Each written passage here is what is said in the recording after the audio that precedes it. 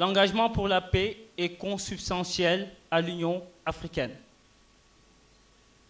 Comme le disait Kwame Nkrumah, un des pères fondateurs de cette organisation, lors de la conférence des chefs d'État et de gouvernement à Addis Abeba, plus précisément les 22 et 25 mai 1963, l'importance pour l'Afrique, c'est de s'unir ici et maintenant.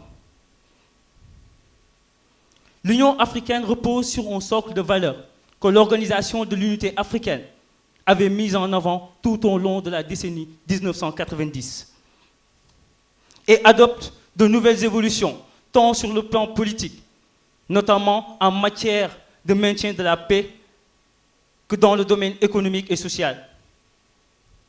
Dans le préambule de l'acte constitutif de l'Union africaine, les États membres réaffirment leur volonté collective de mettre en avant l'approfondissement et la consolidation de la démocratie, de l'état de droit, de la paix, de la sécurité et du développement du continent, au point de ressortir une image pacifique. Ils se disent également préoccupés par les changements anticonstitutionnels des gouvernements, qui est l'une des causes d'insécurité et d'instabilité de crise. Si l'Union africaine reprend à son compte les objectifs assignés à l'Organisation de l'Unité africaine, elle s'en distingue par un champ de collaboration incluant les objectifs qui préfigurent l'article 3 de l'acte constitutif, qui sont notamment la sécurité, la stabilité du continent.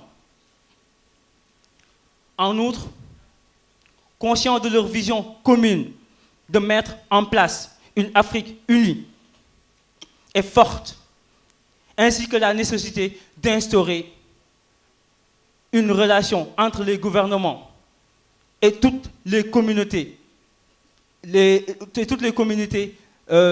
toutes les institutions ou toutes les organisations civiles, notamment les jeunes et les secteurs privés, afin de renforcer la solidarité et la cohésion entre les peuples africains.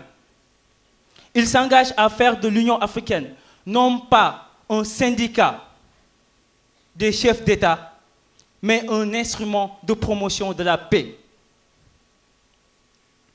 qui permettra de trouver aux problèmes africains des solutions africaines.